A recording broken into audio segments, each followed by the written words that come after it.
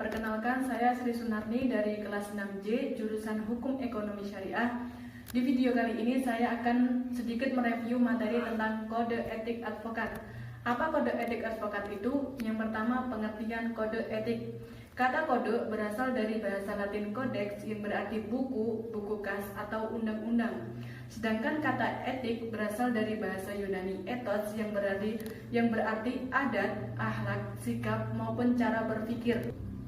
Berdasarkan definisi kode dan etika, dapat diartikan bahwa kode etik merupakan sekumpulan aturan atau ketentuan yang mengatur tingkah laku masyarakat yang bersumber atau yang didasarkan pada moral. Dalam arti lain, kode etik advokat diartikan sebagai peraturan tentang perilaku anggota-anggota, baik dalam interaksi sesama anggota atau rekan anggota organisasi advokat lainnya maupun dalam kaitannya di muka pengadilan, baik beracara di dalam maupun di luar pengadilan. Sejalan dengan keinginan untuk membentuk wadah tunggal advokat, sebelum diberlakukan Undang-Undang Advokat, para advokat yang dari organisasi profesi yang bergabung dalam Komite Kerja Advokat Indonesia atau KKAI telah memberlakukan satu Kode Etik Advokat Indonesia atau KEAI pada tanggal 22 Mei tahun 2002. Hingga sekarang, KEAI berlaku untuk semua advokat di Indonesia dan belum ada perubahan. KEAI berperan sebagai hukum substansif atau hukum material yang mengatur hak dan kewajiban atau apa yang boleh dan apa yang dilarang untuk dilakukan.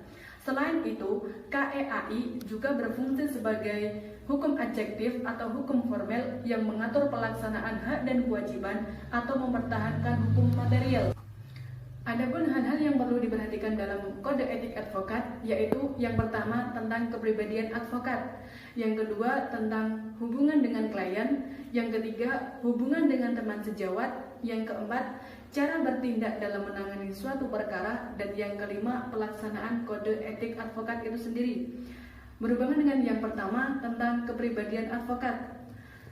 Pertama, setiap penasihat hukum adalah warga negara yang bertakwa kepada Tuhan Yang Maha Esa dan menjalankan praktik profesinya menjunjung tinggi hukum berdasarkan Pancasila dan Undang-Undang Dasar 1945 serta sumpah jabatannya. Kemudian yang kedua, penasihat hukum dilarang melakukan sikap-sikap diskriminasi. Kemudian yang ketiga, penasihat hukum dalam menjalankan praktik profesinya harus bebas dan mandiri serta tidak dipengaruhi oleh siapapun. Kemudian yang keempat, penasihat hukum tidak dibenarkan melakukan pekerjaan yang dapat merugikan kebebasan, derajat, dan martabat. Kemudian yang kelima, penasihat hukum dalam melakukan praktik profesinya harus bersikap hati-hati dan menjaga sopan santun. Kemudian yang kedua, hubungan dengan klien. Sebagai seorang advokat, yang pertama tidak dibenarkan menjamin bahwa perkaranya akan dimenangkan oleh klien. Kemudian yang kedua, tidak membatasi kebebasan klien untuk berpindah kepada advokat lain. Kemudian yang ketiga, tidak memberi keterangan yang dapat menyesatkan klien mengenai perkara yang sedang diurusinya. Yang keempat, tidak membebani biaya dan tidak perlu dan tidak mengingat kemampuan klien. Kemudian yang kelima, mengurus perkara secara cuma-cuma bagi yang tidak mampu. Yang keenam, tidak merugikan klien karena kepentingan sendiri. Dan yang ketujuh, mengutamakan penyelesaian damai bagi perkara-perkara perdata. Kemudian yang ketiga, hubungan dengan teman sejawat. Yang pertama, tidak menggunakan kata-kata yang tidak sopan baik secara lisan maupun tulisan. Kemudian yang kedua, tidak dibenarkan untuk menyiarkan melalui media massa akibat tindakan seorang teman sejawat yang dianggap melanggar kode etik advokat. Yang ketiga, tidak menarik klien dari teman sejawatnya sendiri. Yang keempat, saling bantu-membantu apabila terjadi pergantian advokat oleh klien tanpa menimbulkan kerugian bagi pihak manapun. Yang kelima, membela secara sukarela kepada teman sejawat yang diajukan sebagai tersangka dalam perkara pidana. Kemudian yang keempat, cara bertindak dalam menangani perkara.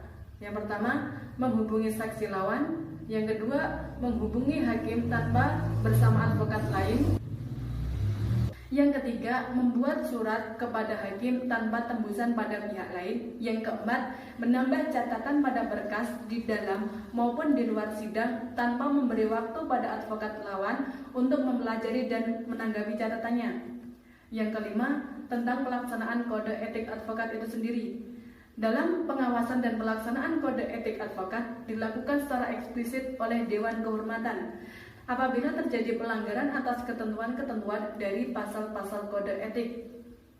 Dalam pelaksanaan kode etik, seorang advokat yang pertama tidak mengabaikan atau menelantarkan kepentingan kliennya. Yang kedua, berbuat atau bertingkah laku yang tidak patut terhadap lawan atau teman seprofesinya. Yang ketiga, bersikap, bertingkah laku, bertutur kata, atau mengeluarkan pernyataan yang menunjukkan sikap tidak hormat terhadap hukum, peraturan perundang-undangan, atau pengadilan. Yang keempat, berbuat hal-hal yang bertentangan dengan kewajiban, kehormatan, atau hakikat dan martabat profesinya. Yang kelima, melakukan pelanggaran terhadap peraturan perundang-undangan atau melakukan perbuatan tercela. Yang keenam, melanggar sumpah atau janji advokat dan atau kode etik advokat. Nah, dari pemaparan tadi dapat saya simpulkan bahwa penerapan kode etik dalam profesi hukum itu sangat penting. Mengapa demikian? Karena kode etik itu dipakai sebagai salah satu bentuk ketahanan moral profesi advokat dengan menjelaskan tentang fungsi kode etik tersebut dalam masyarakat, tentang penegakan dan penerapan kode etik tersebut. Baik teman-teman, demikian sedikit review yang dapat saya sampaikan.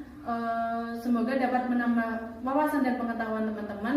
Apabila ada kurang lebihnya saya mohon maaf. Akhirul kalam, wassalamualaikum warahmatullahi wabarakatuh.